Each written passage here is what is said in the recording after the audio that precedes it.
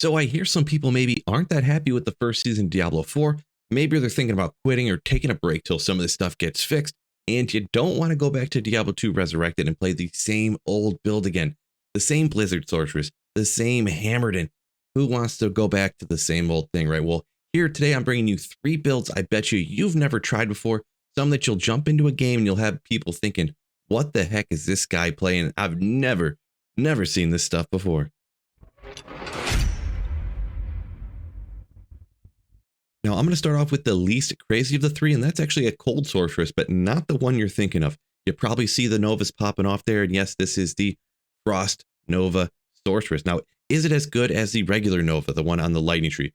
No, that build is definitely better. It's probably one of the best builds in the entire game, but this works very well in areas that don't have a ton of cold immunes, such as places like the Ancient Tunnels. There are some newer places like the Arachnid's Lair that also are great for using cold builds, and the Frost Nova Sorceress is no exception in those areas. Now, there are definitely variations of this build. Maybe some of them have more survivability. I tend to like to stack Magic Find because that is my go-to. You could always go ahead and try to work in an energy shield version of this as well. Maybe get a bunch of mana instead of doing max Vita or whatever. But I decided here, I pretty much have a max Vita build that I stack. I believe I end up having almost 500 Magic Find on this character. Now, in this particular video, not a full build guide, but I will put a link in the description to my actual full build guide video for this character. But as for the general gist of the build, obviously you want to max out Frost Nova and each of its synergies. It actually has 2 synergies. They are Blizzard and Frozen Orb. So I guess technically, if you wanted to, you go ahead and throw all 3 of them around if you wanted to, but that's strictly up to you. I was simply slapping Frost Nova all of the time. On top of that, obviously, you're going to want to go into the stuff that's really the 1-point wonders. You have Frozen Armor, you have Telekinesis, and then get to down to Teleport. And you could do Static if you wanted to, and go over and get into Warmth. This thing sucks down mana, so I actually went ahead and maxed out Warmth to really keep that energy up as much as possible. And now the gear isn't incredibly noteworthy. It's in a super standard Sorceress setup, and I go over a few other options in the build guide, but it's just completely generic Sorcerer gear. Number 2 on the list is one that's been completely lost to time due to how crazy the new Mosaic Assassin is. But actually earlier in Diablo 2 Resurrected's history here, actually the Bladeson got boosted up to where it is actually at least usable here. And with this particular build, what you're seeing, the gameplay isn't even the craziest endgame gear. This is a slapped together budget build. And I wanted to make sure I had these claws on here to really go along with the Assassin's lore, even though a lot of the gear on this character, like I said, it's really just stuff that was thrown together, and it is working pretty darn good. Now, much like a lot of necromancers, this still uses the corpse explosion from Death Century. Any corpse explosion on this game is so crazy powerful, it's tough to get away from. So really what I'm doing is getting the first kill or 2 or 3 with the blades, mercenaries helping out a little bit too, and then the corpse explosion is just laying waste to the rest of the crowd. You can see you actually can end up with a ton of survivability on top of your mercenary. You have your shadow clone that really distracts the monsters. And I'm also using Mind Blast, which confuses the monsters or whatever, and it causes them to attack each other. And then it obviously distracts them from attacking you. So you end up with a lot of survivability from those skills. Now, the main skill that we're using for this damage is Blade Fury. That's where you see all those ninja stars just getting chucked out there. There are other blade skills that you can use, but I wanted to just kind of have the fun of just being like that ninja, just throwing a million ninja stars out there. Now, when talking about what skills you're going to use, now looking at the martial arts, it was just blank. You don't put anything there. And as for over on the traps, that's where the blades actually are. Blade Sentinel's another one of those skills that you could use. It does actually do some stuff. It does work. It's got some reworks and things along the lines, but I went ahead and decided to use Blade Fury. It's the one right in the middle, but they all synergize with each other. So you could kind of use them all at the same time, all in concert, if you would like to. That's just not what I went with showcasing in this particular video that I went ahead and did. And it definitely helps out having a Death Century pop in bodies. In retrospect, I went ahead and maxed this out. So don't use this necessarily as a build guide. You probably want to put those points in the Fire Blast to increase the number of shots before the trap goes away. But you definitely do want to have Death Century on this build. And looking over at the Shadow Disciplines page, there's a ton of 1-point wonders over here to really help you out. Whether we're talking about Burst of Speed, whether we're talking about Mind Blast, Fade, weapons block because I am actually using dual claws on this particular build, or all the way down to venom down there can actually help out on this build. I don't want to spend 10 years going over every single gear piece. I did go with claws though, because that's generally what an assassin's supposed to use, right? And then the character with the blades actually gets damage based upon different types of melee things. So we've got things like G-Face and Goreriders on here to kind of boost up the damage of those blades. If you would like to see the full build guide and overview, there will be a link in the description.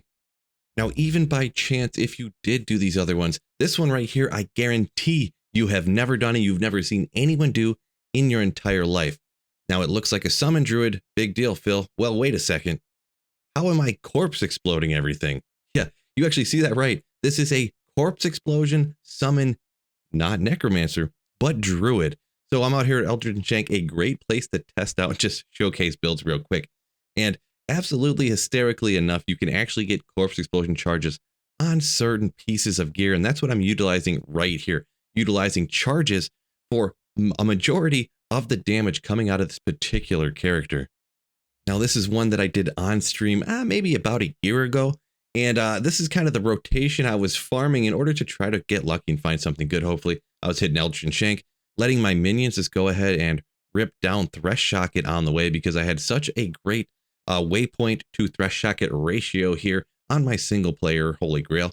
And then after this, I actually would go after Neelathak. Yeah, this is actually a great character for Neelathak. Much like Corpse Explosion, what you do is you blow up the corpses before Neelathak can target them. You kind of do the same thing here, or you could obviously throw on the Nature's Peace for the safety. But once your minions go ahead and chop down 1 or 2 monsters, pop, pop, pop, with the Corpse Explosion charges I have on some of my gear, and down goes Neelathak, and you swoop up and grab all the goodies. Now, how exactly does this work, Phil? Let's go ahead and take a look. Now, it's a max standard Vita build, and with this, you go ahead and just bump up all your minions just like you were doing a summon druid build. Now, due to not having enough skill points, I had to make some sacrifices somewhere, so I ended up not maxing out Spirit Wolf because it didn't really help out the damage or really even the survivability for any of the other minions. So I only took the ones that hopefully synergize the best together. I don't know if this is a perfectly min-maxed Corpse Explosion Druid summoner, but it's what I decided to throw together. On top of all those different summons for the damage, I went ahead with the Oak Sage, obviously, to kind of bump up my life, obviously, and it does help out the minions as well. Now, the rest of the tree is super simple. Nothing over here on the shape-shifting skills. And how about the elemental stuff? Well, I go ahead and get Cyclone Armor, obviously for the survivability. And actually, I end up not putting any extra points into Cyclone Armor and putting more points into Twister, because that actually gives you more of the absorbed damage than actually having more points into the actual skill does. I could have ended up taking these points out and just like putting more points into the Spirit Wolf, but I decided to go this route. Now, as we take a look at the gear on all the main hand, it's as incredibly, exactly perfecto, just generic god tier caster gear, Hoto, Spirit, Enigma, Shaco, all that kind of stuff, some SOJs and probably Amaras and things like that. But when we get to the offhand, that's where the magic happens. This piece of gear is literally what the build is based around, and that is the unique Ogreax, fellas. That's the bone hue. All right. So we got 2 hell runes in there actually to limit the requirements, because the strength requirement's like, what is it, 220 on an Ogreax. I almost can't say it the right way anymore. I've been joking around saying it the wrong way on purpose for so long. Ogreax. But those corpse explosion charges down at the bottom is what it's all based around. Now, the exact run I was doing, these 30 charges was almost perfect to do 1 complete run, and then I could go ahead and repair it when we were all done. Now, these charges are not cheap. They are not cheap with gold, don't get me wrong. So you got to pick up a few pieces of gear to sell along the way to go ahead and pay for the recharges. That's another reason why I have a little bit of room left in my inventory down below. Now, I was messing around with a few different options with this, like carrying an extra bone hue for more charges. And also there is an armor, Corpsemorn, that has, I believe, 60 corpse explosion charges, but I wanted to have Enigma for the mobility, so that was kind of out of the question as far as my gameplay style and just what I wanted to run. Once again, as always with the other ones, full build guide and showcase in the description.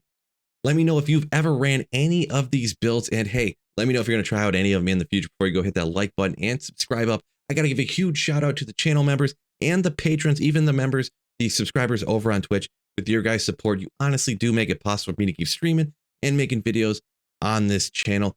Peace out, fellas, and don't forget, keep slaying.